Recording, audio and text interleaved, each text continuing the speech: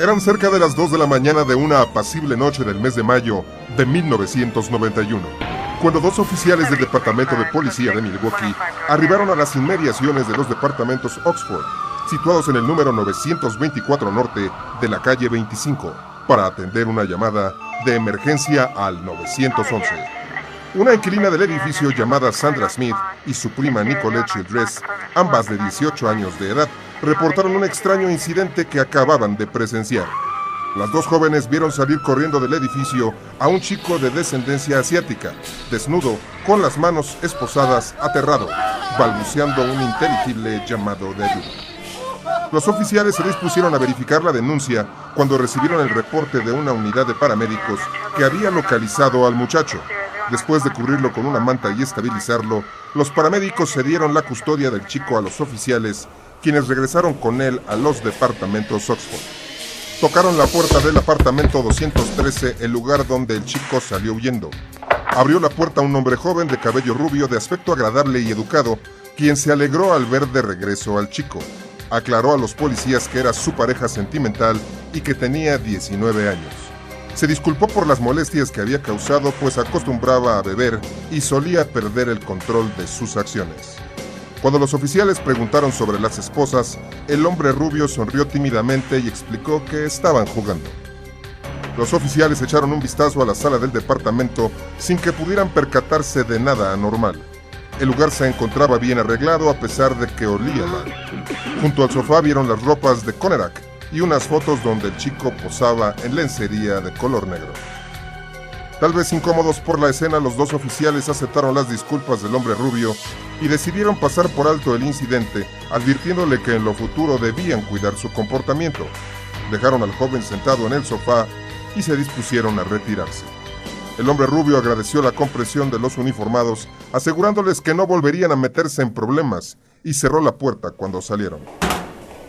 Lo que los oficiales pasaron por alto es que en el dormitorio principal yacía el cadáver de Anthony Hughes, que llevaba 3 días en estado de descomposición. Nunca imaginaron que después de cerrar la puerta, el hombre rubio estranguló al chico asiático, cuyo nombre era Conerak Sintasmophon, de 14 años, y quien llevaba varios días reportado como desaparecido. Después del asesinato, tuvo relaciones sexuales con su cadáver antes de desmembrarlo. Si los oficiales hubieran solicitado una identificación al hombre rubio, hubieran verificado que se trataba de un infractor que gozaba de libertad condicional por molestar menores. Su nombre, Jeffrey Dahmer.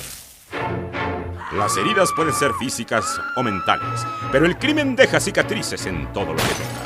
Aunque los factores que lo generan son complejos, este crece cada día como un cáncer que consume a nuestra sociedad. Esto obliga a los agentes de la ley a auxiliarse de métodos científicos modernos, como la psicología y la criminalística. La guerra parece no tener final, pero una cosa es cierta: puedes correr, pero no esconder. Esto es Testigos del Crimen, con Guadalupe Gutiérrez y Roberto Coria. Frecuencia Cero, la otra radio.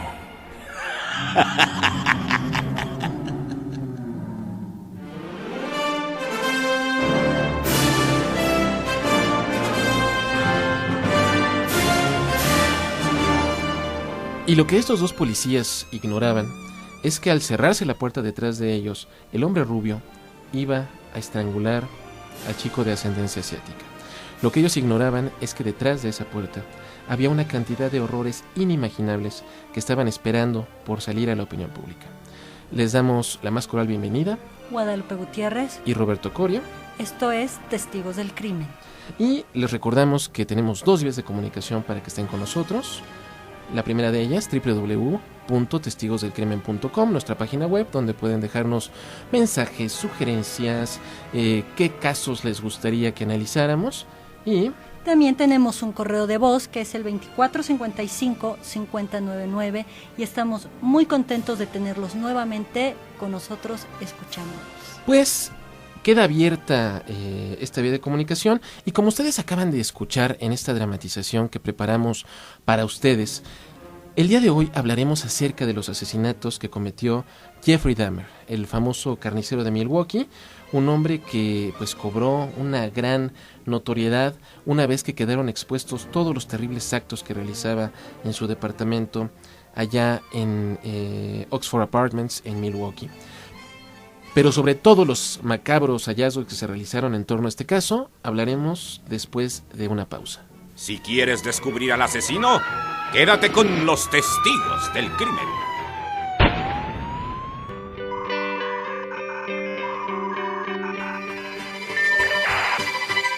www.frecuenciacero.com.mx. Frecuencia Cero, la otra radio, un nuevo medio para una nueva generación.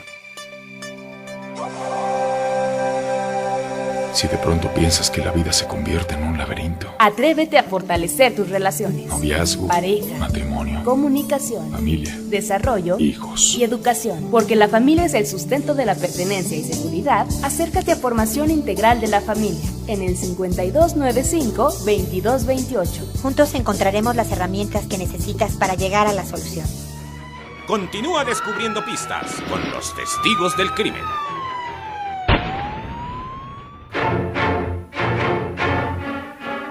Y estamos de regreso en Testigos del Crimen para hablarles acerca de los detalles del caso de Jeffrey Dahmer, el carnicero de Milwaukee. ¿Qué ocurrió después de este episodio que escuchamos en el primer segmento, Guadalupe?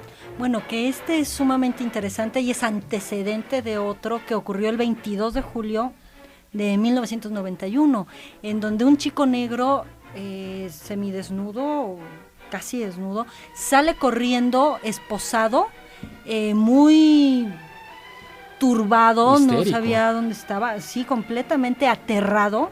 Yo creo que esa es la palabra más precisa. El chico estaba aterrado, en donde lo que pedía era auxilio, era ayuda, porque se acababa de escapar, literal como pudo, de un departamento que estaba muy cerca de las calles en donde fue encontrado y en donde pidió ayuda a 2 policías. Acudieron al apartamento número 213 de Oxford Apartments en la calle 25 en Wisconsin.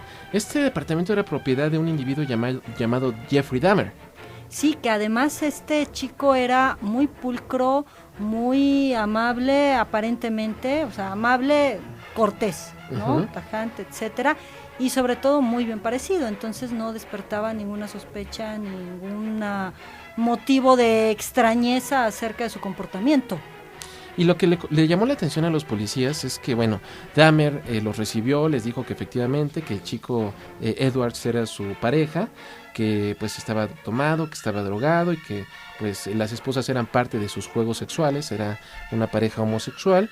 Entonces él se ofreció muy amablemente, ofreció disculpas, perdonen los oficiales, esto jamás va a volver a ocurrir, Sí, tal como en la primera escándalos, lamento mucho, tal etcétera. como en la primera ocasión, y ofreció a ir a su recámara donde tenía la llave de las esposas. En ese momento los policías se percataron de que a pesar de que, como dices, todo estaba en orden, el apartamento perfectamente limpio, todo en el estado. Claro, era un chico muy, muy pulcro. Tenía sus cajones muy bien aseados. El sujeto el policía se percató de que había un muy mal olor en el lugar. Sí, había un olor característico, demasiado penetrante para tanta limpieza. Y entonces, pues por la curiosidad natural, comenzaron a examinar el lugar y pues realizaron hallazgos terribles. Y ante tal inquietud, los policías empezaron a entrar al departamento, a las habitaciones, y lo que fueron encontrando simplemente los dejó helados. En el refrigerador encontraron una cabeza humana. Encontraron una gran cantidad de fotografías Polaroid donde se mostraba gráficamente el desmembramiento de personas. Se encontraron manos, se encontraron genitales masculinos preservados en formol, se encontraron cráneos humanos completamente limpios, pero además con una característica muy particular. Él los pintaba, bueno, los limpiaba. Ajá. Y después los pintaba como una especie de ritual, tal vez muy personal, ¿no? No está asociado con algo de alguna secta o cualquier cosa de esas. Pero de esto tenía una amplia colección en el comedor, en la cocina, en la sala, en la recámara. Y otra de las características, como él era tan ordenado, tan pulcro, tan limpio, curiosamente también tenía estos cuerpos seccionados perfectamente ordenados. Es decir, había una caja con piernas, otra con manos. Aquellos miembros que no le interesaban los deshacía en ácido y otros tantos los tenía preservados, como bien dices, en formol, sobre todo los miembros viriles masculinos, en los penes, que era aquello que a él le interesaba. Esto fue obviamente un impacto completo para los policías. Jamás se esperaban que en una revisión ordinaria fueran a realizar este descubrimiento. De inmediato uno de los policías, cuando se percató de ello, le gritó a su compañero que aprendiera al sujeto, que inmediatamente lo esposara. Y Dahmer, lo curioso es que permaneció pues impávido, tranquilo, en perfecto control. No se inmutó en lo más mínimo ante los ojos horrorizados de estos policías y ante la mirada perdida del chico Edwards. Lo que los oficiales de policía acaban de hacer era detener a uno de los asesinos en serie más infames que ha registrado los anales de la historia del crimen moderna. ¿Qué fue lo que ocurrió después? ¿Cuáles son los antecedentes? ¿Qué llevó a Jeffrey Dahmer a convertirse en un asesino? Porque nadie esperaba que su vecino, que la persona que vivía al lado, fuera capaz de cometer semejantes acciones. Claro, y aquí una de las cosas destacadas es que era ordenado, bien parecido y como un chico normal promedio. Pues descubriremos qué se encuentra detrás de los crímenes de Jeffrey Dahmer después de una pausa. Si quieres descubrir al asesino, quédate con los testigos del crimen. Escucha, ya está en calma. Tu iPod ha vuelto a la normalidad porque le has dado lo que necesitaba. Frecuencia Cero, la otra radio. La primera propuesta formal de producción de contenidos podcast en México. Frecuencia Cero. Interplanet presenta su nueva división. Frecuencia Cero, la otra radio. La primera propuesta formal de producción de contenidos podcast en México. Frecuencia Cero. Continúa descubriendo pistas con los testigos del crimen.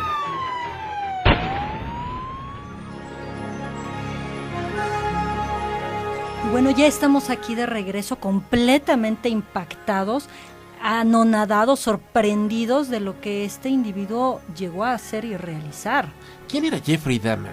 Jeffrey Dahmer nació el 21 de mayo de 1960 y pues su infancia, de acuerdo a esta apología que hace su padre Lionel Dahmer en su libro La historia de un padre, él tuvo una infancia perfectamente feliz, apacible, era un chico juguetón. Bueno, claro, eso está desde los ojos del padre. Exactamente. En donde a través de este libro el papá Lionel se está justificando. Se está curando en salud. Claro, por supuesto. Imagínate el grado de culpa que ha de tener este hombre. Ajá. Para tener enfrente a su hijo con tantas recriminaciones y tantos homicidios encima. ¿Qué pudo haber ocasionado que este niño, en palabras de su padre, feliz, amable, cariñoso, qué ocurrió para que comenzara a desarrollar estas tendencias homicidas? Bueno, parte de su historia marca una operación a los 6 años de una hernia. Dicen que a través de esta operación el chico cambió, que antes de esta edad el niño era lindo, amable, tranquilo, juguetón, un niño normal, pero que después de esta operación el chico se volvió taciturno, ensimismado, tímido, no le gustaba estar con la gente y a veces prefería el trato con animales, pero no por un contacto afectivo, sino para maltratarlos. Que es uno de los rasgos comunes que comparten los asesinos en serie, ¿no? La crueldad hacia los animales, la indiferencia por la vida. Por supuesto, porque no hay un agrado acerca de esta vida ni del sufrimiento. Entonces es una de las características de la psicopatía, tal cual dicho, ¿no? Uh-huh. Sobre las fantasías de castración. Por supuesto que, bueno, estamos contando que el pequeño tenía 6 años. Ajá. Hay una operación de hernia. Habría que cuestionarse qué tanto le explicaron, porque esto lamentablemente es algo muy común entre los padres. Van, llevan a los hijos al médico, les hacen, les ponen, les quitan, los suben, los bajan, pero no les explican qué les hacen, qué pasa, para qué es. Entonces, cuando nosotros no tenemos la información completa, la completamos, la terminamos como nosotros podamos, de acuerdo a nuestra historia y a las 3, 4 cosas que escuchamos, para tener el dato completo. Entonces él, mucho de esto ha de haber terminado completándolo en su cabecita en una forma muy tergiversada. Pero ¿cuándo ocurrieron realmente los primeros homicidios de Jeffrey Dahmer? Tenemos la información de que el primero de ellos ocurre en el mes de junio de 1978, cuando un chico llamado Stephen Hicks pedía aventón en la carretera. Dahmer aceptó llevarlo al lugar, terminaron bebiendo algunas cervezas, terminaron teniendo relaciones homosexuales y finalmente, después de este episodio pasional, lo mata golpeándolo en la cabeza. Para deshacerse del cuerpo, decide descuartizarlo y lo entierra en el bosque aledaño a la zona donde vivía. Pero antes de esto, también había algo interesante que él realizaba, tanto en este primer homicidio como en los posteriores, que es una práctica de necrofilia. Exactamente. Él tenía sexo con los cadáveres una vez que había terminado con la vida de ellos. El segundo crimen de Dahmer, bueno, él en 1979 se alista en el ejército. Aquí comienza a manifestar tendencias hacia el alcoholismo. El ejército lo despide por ser mal elemento y regresa a Estados Unidos después de estar destacado un par de años en Alemania. Acude al lugar donde dispuso del cadáver de su primera víctima, desentierra el cuerpo y se queda con el cráneo. Sí, que aquí es en donde empieza como esta parte coleccionista acerca de los cuerpos de los cadáveres, porque además no se deshacía de ellos, que esto es algo muy interesante. No era un asesino que iba y los tiraba al canal o los aventaba al río, a la montaña, no, los guardaba. Eso quiere decir que era una persona que le costaba muchísimo trabajo desprenderse. En este caso no sería afectivamente, pero sí sería como de una forma de pertenencia, porque él utilizaba tal cual a los cuerpos como si fueran cosas. Exactamente. Entonces no se podía deshacer de la silla, del banco, de la mesa, etcétera, porque para él ya tenía un significado importante. Su segunda víctima ocurre hacia el año de 1987, un chico llamado Stephen Toomey, el mismo modus operandi. La tercera víctima en marzo del 88, y así siguió hasta completar una suma de 17 víctimas en total. Pues, ¿cómo asesinaba Jeffrey Dahmer a sus víctimas? Sobre esto platicaremos después del corte. Si quieres descubrir al asesino, quédate con los testigos del crimen.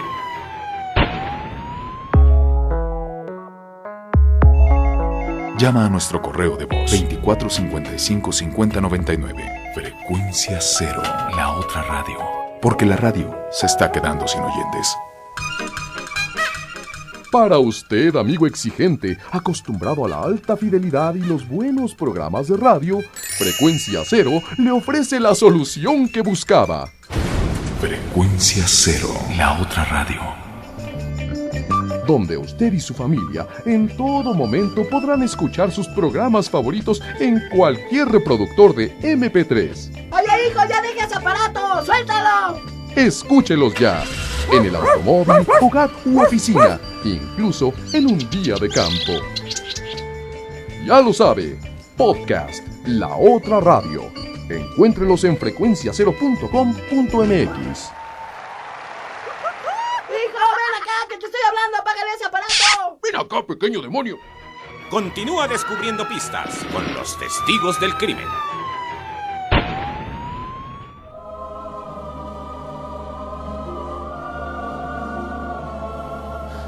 Y bueno, ya estamos aquí de regreso, completamente intrigados de qué pasaba con esta persona y sobre todo con la selección que hacía acerca de sus víctimas, que mi estimado Roberto iba a los bares gay, Jeffrey Dahmer. Ajá. porque él era abierta y declaradamente homosexual. Ajá. Y entonces aquí iba, tomaba, siempre tuvo problemas con el alcohol, con algún tipo de sustancias. Ajá. Y bueno, en el ligue les prometía a estos chicos un sexo desenfrenado o bien pagado, cuando Ajá. era el caso, alcohol, drogas y toda una noche de lujuria, de locura y de pasión. Y una vez que llegaban al departamento, seguían bebiendo, pues él tiene una capacidad de envolver a las personas muy desarrollada, y posteriormente estrangulaba a los chicos, ya sea con sus propias manos utilizando algún instrumento. Posteriormente tenía sexo oral o anal con los cadáveres. Posteriormente los descuartizaba, en algunos casos había una tortura previa, los golpeaba en algunas situaciones, los descuartizaba, algunas partes se las comía, había canibalismo, y en algún caso taladró el cerebro de una de estas personas, de una de estas víctimas. Pero antes de morir. Antes de morir, que eso es lo más alarmante. Claro. Con la intención de crear un zombie, decía él en sus propias palabras. Claro, porque él lo que buscaba con este zombie era como un sirviente fiel que le hiciera todo aquello del aspecto sexual y agresivo, todo aquello que a él se le antojara. ¿Por qué el canibalismo? ¿Por qué la necrofilia, Guadalupe? Bueno, la necrofilia es esta parte de tener sexo, relaciones sexuales con los muertos. Ajá. Y bueno, un muerto no te va a responder, no te va a decir me siento bien, me gusta, no me gusta. O sea, es el sometimiento tal cual, es tergiversar un acto constructivo, erótico, como son las relaciones sexuales con un de igual a igual.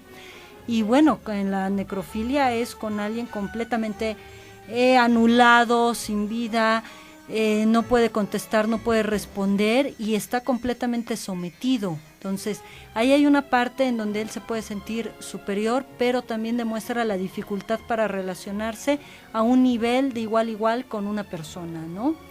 Y por otra parte, el canibalismo es una de las cuestiones siempre más cuestionadas y que más horrorizan, ¿no? Porque el pensar que se había comido partes del cuerpo de otra persona era algo alarmante. El canibalismo es una práctica tribal, es algo primitivo y en donde desde la psicología se maneja como el tótem, como esta parte sagrada en donde yo en una forma concreta, literal concreta, porque tengo el pedazo de carne y me lo llevo a la boca, lo mastico y lo digiero, en la fantasía crea el que yo me estoy metiendo las partes importantes o destacadas o lo que me interesa de esta persona, ¿no? En algunas culturas era considerado una suerte de comunión. Siempre. Exacto. El guerrero que se comía el cadáver de su enemigo, de alguna manera pensaba que adquiría facultades de su adversario. Claro, porque le tenían gran respeto, entonces lo consideraban a una gran altura como guerrero y ellos también querían ser parte de esos dones o virtudes que éste tenía. ¿Y pues qué ocurrió después de esto? Obviamente, un circo mediático. El juicio por los asesinatos de Jeffrey Dahmer despertó una actividad inusual y poco vista en esa época en la prensa. Los medios de comunicación lo difundieron por televisión, por prensa, por radio. Fue un circo completamente. Y finalmente, el 23 de julio de 1992, después de poco más de un año de juicio, él decide cambiar su alegato de inocencia por defecto mental a uno de culpabilidad. Y él hace un discurso bastante interesante donde dice que él no buscaba evadir su responsabilidad, que no buscaba libertad, que deseaba morir, que ahora comprendía la naturaleza de sus crímenes, que no fueron crímenes de odio, que fueron crímenes que realizó estando él enfermo, y él esperaba en ese discurso, decía, que el Señor Jesucristo se apiadara de sus acciones. Pues Jeffrey Dahmer no estaba loco. Finalmente la corte y el jurado decidió que era culpable y mentalmente apto para afrontar las consecuencias de sus acciones. Y claro, también a través de este discurso quería apelar a la misericordia de la nuevamente. Gente. Vemos el juego manipulador que él tenía, tan hábilmente desarrollado. Y la cuestión fue condenado a purgar 15 cadenas perpetuas consecutivas, sumando un total de 957 años de prisión. Pues el hombre fue recluido en el Instituto Correccional de Columbia, en Portage, Wisconsin. El tipo pues, tenía grandes medidas de seguridad alrededor de él porque los internos pues obviamente no sentían gran simpatía por él. Y resulta que la mañana del 28 de noviembre de 1994 se realiza pues un hallazgo también terrible. Que es encontrar el cuerpo de Jeffrey Dahmer sin vida en su celda. Y la cuestión fue asesinado por otro interno llamado Christopher Scarver, un hombre que también purgaba una condena por homicidio, y él decía ser el emisario de Dios, él decía ser el hijo de Dios en la tierra, y decía que estaba ejecutando la justicia que su padre le merecía a un asesino de la categoría de Jeffrey Dahmer. Lo cual también estamos hablando que este interno, bueno, padecía al parecer de delirios muy propios quizá de la esquizofrenia. Es irónico. Pues el impacto que causó el caso Dahmer se sigue sintiendo todavía hasta nuestros días. Claro, es algo que no se ha dejado descansar en Estados Unidos, porque además es algo reciente, de 1991, que fueron los hallazgos. A la fecha es muy poco tiempo. Exactamente, e incluso un amigo que visitó en algún momento el lugar, demolieron el edificio, a ese grado llegó pues el ámpula que levantó en la sociedad, y se dice, la novelista Poppy C. Bride dice en su libro El arte más íntimo, que el cadáver de Dahmer se le practicó la necropsia estando esposado. Tal supuestamente era el miedo que despertaba a Jeffrey Dahmer a los médicos forenses que decidieron hacerlo de esta manera. Sí, imagínate, no se fuera a levantar, o sea, qué terror.